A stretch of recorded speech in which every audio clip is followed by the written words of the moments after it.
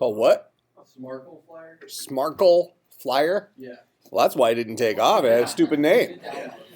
But it is the exact same game, same programming behind it. It's still on there? Yeah.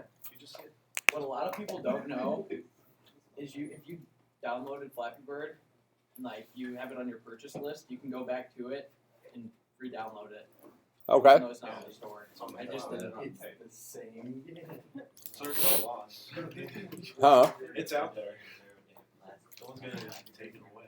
So. Yeah, but the question still remains: has anybody in this class beaten my score in Flappy Birds? I don't know. I think we should. I'll do it tonight. 60 is a pretty high score. You don't play Flappy Bird. Flappy Bird plays you. That's pretty legit. I did that during the third round of the Pebble Beach golf tournament this weekend. Just sitting on my couch watching golf, just like in this cadence. All right. Well, okay. So I'm having an internal debate here.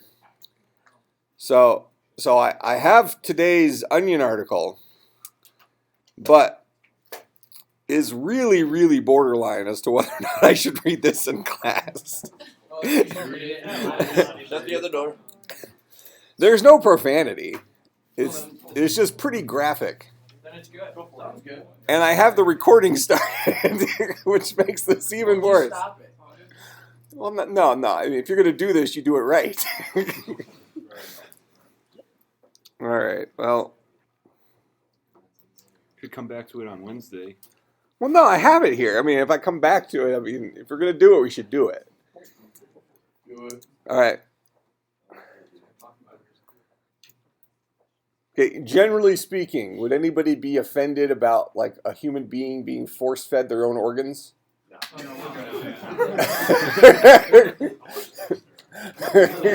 seen human centipede. All right. So the story is, and actually it's interesting. It's hard to find good old Onion articles that don't have profanity in them. So it's like some of them I can do some editing. Okay, so this one doesn't have any, but at least I don't think so. So it's called 9 Drawn and Quartered at Renaissance Fair. It's from 1995. They didn't know how to cuss in 1995, so that's why they don't have swear words then. Okay, 9 people were torn limb from limb and skewered through the anus with wooden stakes this weekend at the city's annual Renaissance Fair. Organizers boast that the Drawn and Quartered show made this year's fair one of the most authentic ever. The early Renaissance torture demonstration was one of many improvisations that peppered the fairgrounds. Performed by actors from the local theater community dressed in period costumes. These performances have been a fixture of past year's fairs. The skits were publicly tortured and humiliated condemned heretics gave us by far the most response we've ever gotten.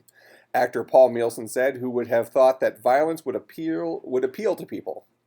In the skit, victims were randomly selected from the crowd, strung up on posts, and read official charges.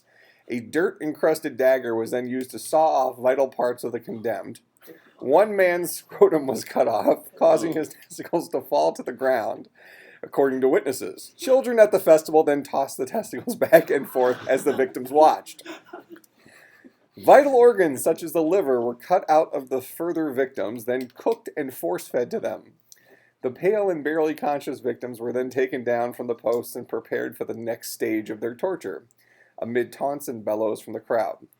"We loved it," said both University of Virginia student Stephen Lemberg, who, along with his friend Alicia Pomfret, was attending the fair for the first time. "It was like we were transported back to the real Renaissance.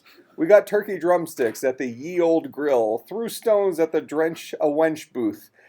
I won a stuffed jester doll. Then we got to see the heretics forced to eat his own kidney." Added Richmond Middle School teacher Linda Rugfess. "It was a lot of fun. They picked my husband out of the crowd, and he thought it was a kick. When they eviscerated him and he started screaming and begging for his life and crying out to me, the kids and I did our part, yelling, 'Heretic!' and so on." Next, 4 horses were tied to the arms and legs of each victim. Each horse was made to pull in opposing directions, summarily causing limbs to tear off and go skipping in every direction. Finally, the disembodied and helpless torsos were fed to packs of ravenous dogs. The victims' horrific wheezing screams caught the attention of the entire fair. I thought it was very impressive, said Herman Kleinmest, an executive at a nearby bank who partook of the fair with his wife and 3 children. I enjoyed taunting the condemned, and my children enjoyed playing with the testicles. One volunteer was tied up and laid on his back spread eagle, his legs held apart by a short beam roped to a horse. A long wooden stake was braced against a rock and inserted just a few inches into the participant's anus. When the horse was given a snap from the whip, it bolted, causing the participant to be driven onto the stake until it thrust out of his mouth. Festival organizer, now I warned everybody, Festival organizers Liz Fendam has been under pressure to compete with nearby Colonial Williamsburg for tourist dollars, and she said the event was popular enough to guarantee a return next year. We try to give people a merry old time, my lord, she said with a smile. You can bet your knickers we'll be doing it again. She hinted that they may even have the performing troupe dress like Spanish soldiers and slaughter masses of heretical fair visitors. Though most everyone thought the fair was the most successful ever, several family members of the killed were not so enthusiastic. My husband and I came to the fair as part of our honeymoon, Jacqueline Weldon said. When he was stabbed through the heart and killed for blaspheming the Pope, the fair suddenly became less fun. Weldon added that she will not be returning next year. So, that's that one. Hey. Okay, so last time we were talking about primitive types, right? And I'll just quickly make our little list here. So we had byte, short, int, long, char, float, double, boolean. Yep. Okay, and we said that bytes were 8-bit signed integers.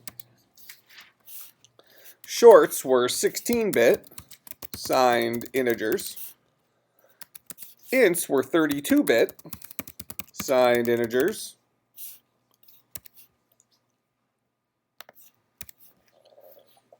Longs were 64-bit signed integers. Chars were 16-bit unsigned integers. So we'll stop there for now. Last time we talked about the Y2K bug a little bit, because the question I posed was, why do we have so many different integer types, so many different ways of storing integers? So remember that Java is a language that came from C++, which came from C, which is a very old language. So the primitive types built into the C language took into account that memory was at a premium once upon a time. We don't care anymore. We have more memory than we know what to do with.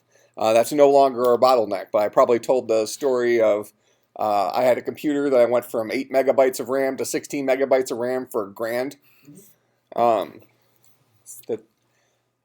You can't buy 8 megabytes of memory today because obviously that's your hat has 8 megabytes of memory in it.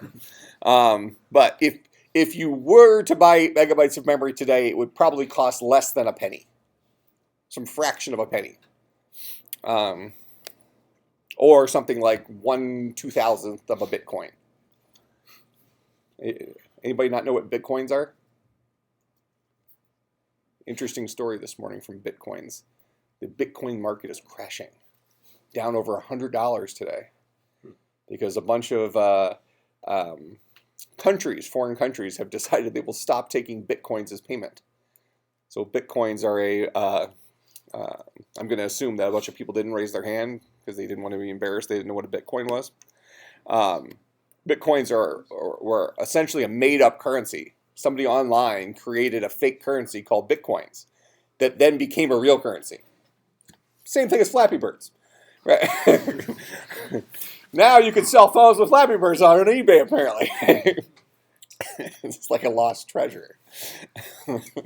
I could just see that. Like like 300, 400 years from now, somebody digs up an old iPhones or something like that still somehow turns on. It's like, oh, this has Flappy Birds. Put it in the Smithsonian and. They would do that. They start playing. They can get So in any case, yeah. So bitcoins are crashing today. I guess the Chinese government has refused to take payments with bitcoins for the time being. They don't have the correct infrastructure in place to accept Bitcoin payment. But what's funny is that when Bitcoins first came out, they were completely digital. There wasn't an actual physical Bitcoin. Well, then some crazy rich guy who bought like $14,000 worth of Bitcoins back in the early days of Bitcoins, one of the early adopters. And that $14,000 worth of Bitcoins became worth, zillions. Well, to show his wealth, he had them actually minted. He minted Bitcoins.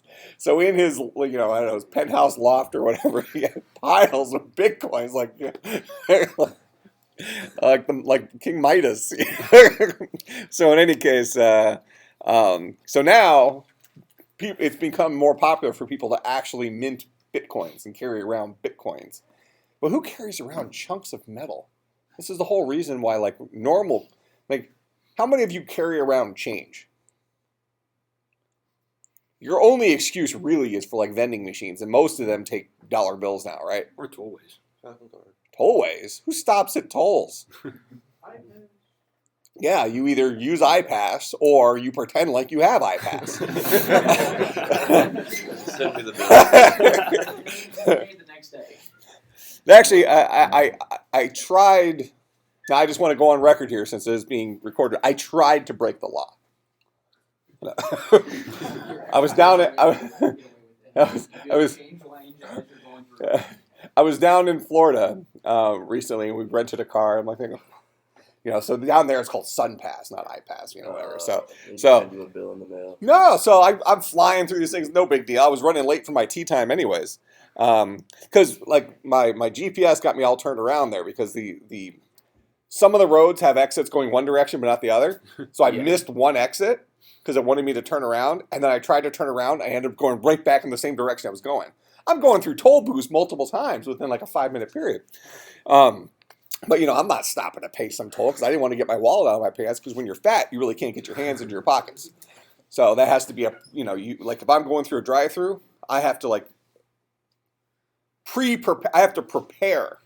The previous time I get out of the car, I remove wallet, put it in seat next to me, so I'm ready to pay. Otherwise, it becomes this stretching contortionist act. So anyways, I'm flying through these things. So I'm thinking, what are they going to do? They're going to send the rental car place the bill, because I didn't even take the right rental car. They pointed to the full size car aisle. I went over to one of the SUVs, just got in and took off. So track this, right? So anyways, then I find, when I was getting my golf clubs out one day, I find this card in the back of the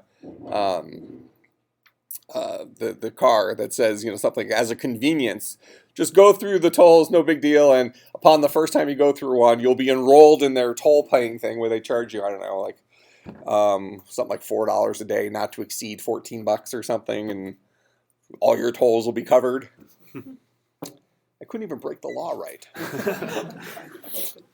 If you're from there, they just send you your bill in the mail if you keep running it. Well, but I mean, how would they? It's the license plate was a rental car place. It wasn't even It wasn't even the car I was supposed to have. If you live there, it's different. Now, here's a trick. The one you get through is you change lanes as you go through it, and then you don't have to pay them. Yeah. Well, so here's the rental car place trick. If you want to try this, so rent the cheapest car, whatever the cheap one is, and then I think I got my car for $8 a day or something like that when I was down there. So then when they, I go, they say anything in this aisle. So I go down there and say, come back and says, they're all locked, or this one won't start, and they're too busy handing out keys to everybody else. I say, oh, just go over to the next aisle and take any of those. Well, what's the next aisle? I mean, how much is it to rent a Ford Expedition for a day? $75 or something? They're expensive, right?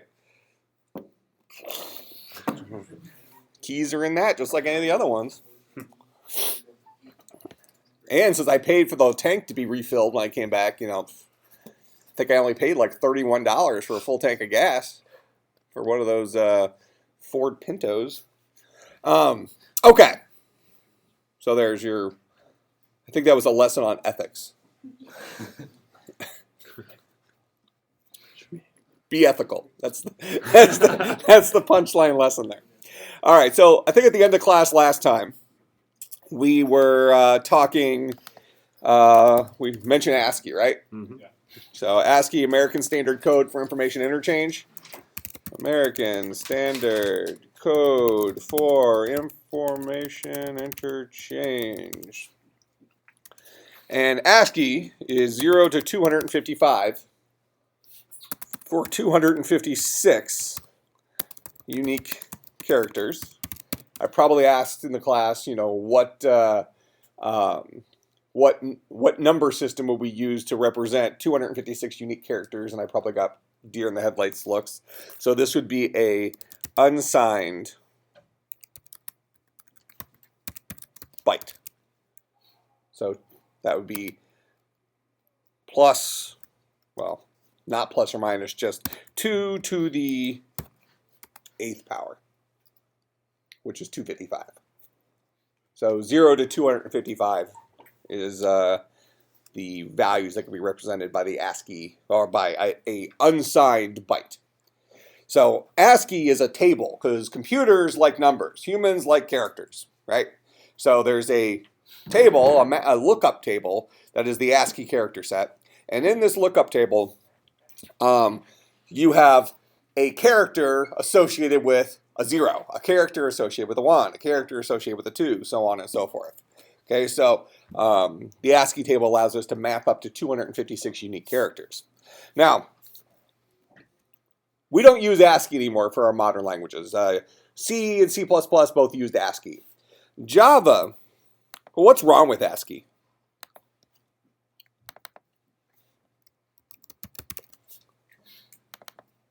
What's the weakness of ASCII? I mean, clearly the entire world speaks English, so what's the big deal? Right?